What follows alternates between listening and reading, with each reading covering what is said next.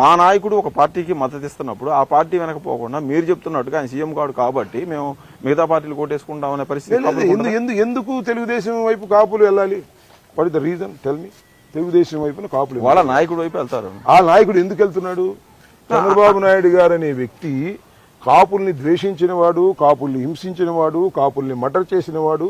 ఆయన వెంట పవన్ కళ్యాణ్ వెళితే కాపులందరూ ఎందుకు వెళ్ళాలి అనేది నా ప్రశ్న.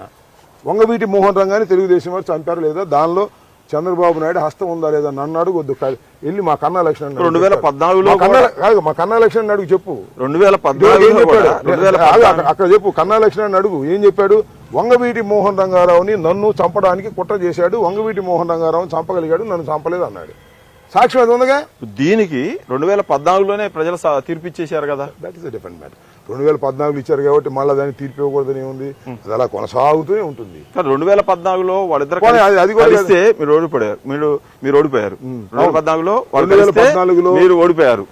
2014లో మీరు ఓడిపోయారు. బీజేపీ, పవన్ కళ్యాణ్, చంద్రబాబు కలిస్తే మేము ఓటమి పాలయ్యాం. వాళ్ళు ప్రభుత్వం చేశారు. ఆ ప్రభుత్వం ఫెయిల్యూర్ అయింది. 2019లో వాళ్ళిద్దరు విడిపోతే ఆ ప్రభుత్వం ఫెయిల్ అయింది. ఆ ప్రభుత్వం ఫెయిల్ అయిపోయింది. ఒకరినొకరు తిట్టుకున్నారు. పవన్ కళ్యాణ్ చంద్రబాబుని తిట్టాడు, చంద్రబాబు పవన్ కళ్యాణ్ తిట్టాడు, వీళ్ళిద్దరు కలిసి బీజేపీని తిట్టారు, బీజేపీ వీళ్ళని తిట్టారు.